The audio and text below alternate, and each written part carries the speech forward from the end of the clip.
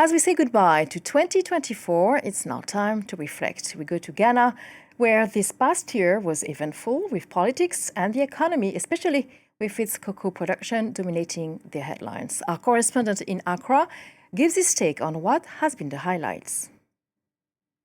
2024's highlight in Ghana was the crucial election that's just gone by this December, which saw the ruling New Patriotic Party going through its heaviest defeat in 24 years, and also seeing the former President John Dramani Mahama and his opposition National Democratic Congress sweep back to power. A crucial issue in this election was the cost of living crisis that the country has been enduring over the last 3 to 4 years. Another issue that was big within the year was the issue of cocoa pricing. In the year, the government raised the price of cocoa several times, in part to satisfy the close to 1 million people who farm the crop that is the country's biggest forex earner. It was also to beat competition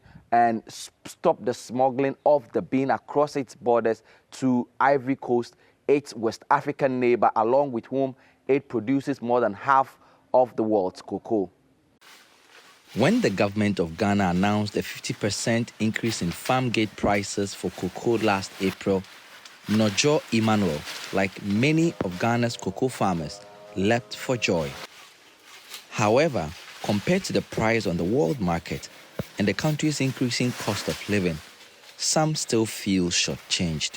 They are buying cocoa at 2,000 cedis, but we know that in the world market is about 8,000. So if the government is buying cocoa at this price, that means the farmers are not getting much. It means the farmers are cheating the farmers. So we need we need increment in the price. Cocoa buying centers like this one are common in places like Esikasu, where Nojo lives. Since the price increment, the people here say the business has gone up. Yet, many farmers still have concerns over price, especially as inflation soars due to an economic crisis that the country is currently going through. Almost by 1 month. We are using the new prices to buy from the farmers. The farmers are happy. Therefore, the truth is, if the government increased the prices, it would be beneficial for the industry, because it's hard work and the farmers incur a lot of debt. Before this new price increment, farmers got paid around 820 euros for a ton of cocoa sold. Now, they get more than 1,300. But past increments have been relatively low and far in between, leaving farmers frustrated. We believe over the years the price has not been good, so farmers expect that their situation improves significantly from where it used to be. But 158% increase in an income of any investment is very significant.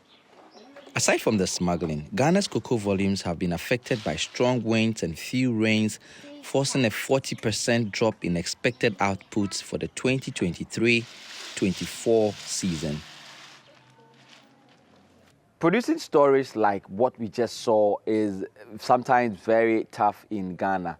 First, some of these cocoa farms are in very rural, hard-to-reach areas across the country. For this particular story that's just gone by, for example, we had to travel for more than 3 hours, 1 out of which was on top of a dusty red earth road in a place where usually does not even have mobile telephony network, and it's difficult finding the farmers themselves to even speak with, because a lot of them feel that they've spoken about issues of cocoa pricing several times and have seen very little change, and so it is they feel are not motivated enough to want to speak about some of the issues. Cocoa is a critical crop for Ghana. It is the country's biggest forex earner, and then it's been a cornerstone of the country's economy. And because this year and the year before has been a challenging one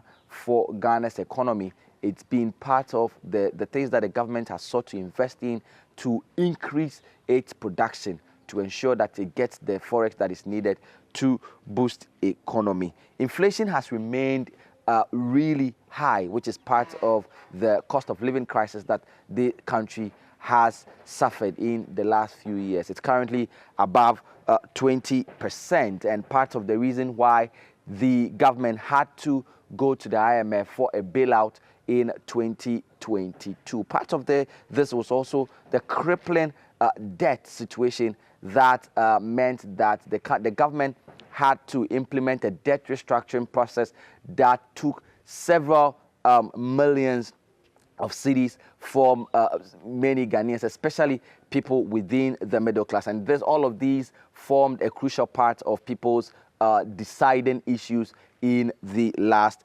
elections. The changing weather conditions means that the future for crops like cocoa itself is unstable. As it stands now, the annual yield of cocoa has been reducing. And for the new government that is coming in, aside having to deal with the cost of living, the unemployment, and the issues that has to do with fighting corruption, it really has to look at how to bring back in the numbers in terms of cocoa production to be able to shore up the fortunes of the Ghanaian economy.